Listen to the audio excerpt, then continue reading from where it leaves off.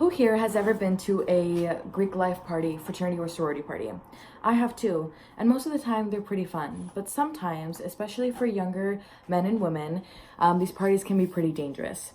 Fraternities and sororities are meant to create a brotherhood or a sisterhood, basically a safe place for new college students to meet and maybe create friends for life.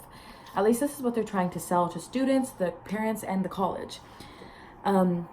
The first sorority or the first fraternity was built by a rich white man who wanted to exclude races, women, and students of lower social status.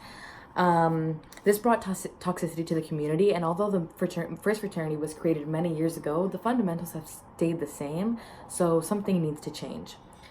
I, as a college student, have attended many Greek life events, and I have many friends in the Greek life. And so because of this, I made sure I did the necessary research to shed light on the harmful effects of Greek life. Firstly, today I will be talking about why fraternities and sororities of Greek life need to be abolished and how it negatively impacts the community. There are many problems that we can honestly focus on about Greek life, but the two main problems that I'm going to be focusing on are hazing and the use of date rape drugs. 50% of all college students that join a fraternity or sorority are subject to hazing. Basically, hazing is forcing someone to commit an act that can create risk, and hazing can include, or to be affiliated and initiated into a social group. Hazing can include sleep deprivation, excessive drinking, humiliating oneself in public, or being yelled or screamed at. Of course, not all hazing is harmful. Honestly, sometimes it can be kind of fun and harmless, but for the students and the colleges that still allow harmful hazing, it honestly ruins Greek life for everyone. According to the American Journal of Emergency Medicine, there has been one hazing-related death every year since 1997 to 2017. Now, this doesn't mean that there's only one death a year. It just means that there's at least one death a year. So there have been years where 4 or 5 or 6 students have died because of hazing. Young adults are dying, and this may not seem like the most detrimental statistic, but the students who are dying are averaging at 19 years old, which is basically their first or second year in college, which is like a lot of us. A boy named Ryan Abel went to my high school and graduated a couple years before I did. He attended Nevada Reno University and decided to rush a fraternity. He was at an event where his future fraternity brothers made him drink to the point of him passing out, and they woke him up by yelling and screaming at him to get downstairs. He was so drunk that he fell down the stairs and ruptured an artery in his brain. He died later from the ruptured artery. This was a shock to my community, and it was a shock to my peers, and it really opened up everyone's eyes on the harmful effects of hazing in fraternities and sororities. His mother quotes, "It's senseless. I mean, how is making your brother do all these things and humiliating somebody a brotherhood?" A lot of fraternities and sororities continue to do hazing, especially if no one has died or been physically hurt within their school.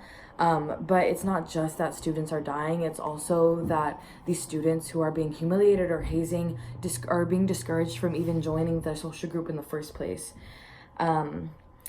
Their age, 18, 19, 20 years old, makes them more susceptible to listening to what their peers say. Basically, this is why hazing happens, not only because their older fraternity brothers or sorority sisters have the upper hand, but because kids our age are more susceptible to listen to people older than us, especially if it means that you are going to be affiliated into a most likely prestigious fraternity or sorority.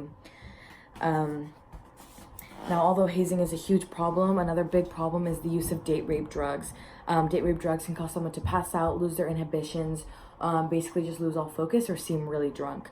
According to edhat.com, date rape drugs that are most commonly found are rofinol or roofies, liquid ecstasy, and ketamine. These are given to someone without their knowledge with the intent of sexual assault. Now, some of us may have tried liquid ecstasy or ketamine in a recreational purpose, and it may have been really fun.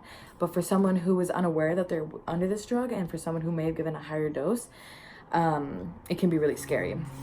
According to Professor Mosley, author of The Unholy Trinity of Fraternity Life, I wanted to show how the whole brotherhood thing that fraternity houses are built on actually tends to bring out the worst in young men, and the lofty ideas that once formed these organizations have now been replaced by pretty dreadful behavior.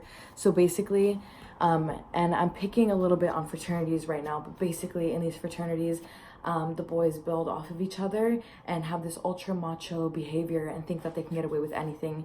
And with sororities, there can be kind of, they can be comparing themselves to each other or trying to be the best.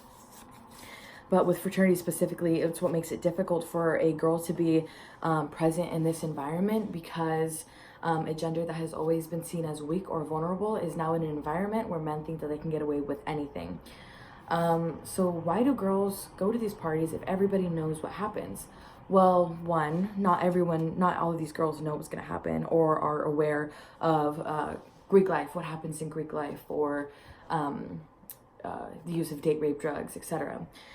And an article I read about the unholy trinity of fraternity life explained that these girls want to be desired and want to basically show up for themselves and for their peers. A quote from the article reiterates this when they say they are there in order to reassure themselves to perform for their peers that they are desirable. Now that you know why Greek life can be harmful to students and the community here, here are some solutions to fix it. The obvious one would be to abolish Greek life altogether, but there are so many supporters, even of people of success, people in politics, people all over the world that are supporting fraternities and sororities. And schools have already put up regulations and suspended students from attending Greek life events, throwing parties, or even just suspended the whole fraternity or sorority altogether. But the fact is that it doesn't work, and hazing and the use of date rape drugs still happen. So what we can do is support movements like the AHA movement, which was created by a Bay Area mother to prevent hazing-related deaths. Their organization accepts donations, and they basically just create awareness about hazing laws, and they don't turn a blind eye to other Greek life issues as well. Another thing that we can do is to create awareness on the harmful effects of Greek life. But more so, though, to create awareness on what to do if you think your friend has been drugged, or what to do if you think that your friend is being hazed. Basically, that's all that we can do. So as some of you may know, UCSB, a UCSB fraternity is under investigation currently for the use of date rape drugs. So the next time you're partying in Ivy, do yourself a favor and stay away from the fraternities and sororities.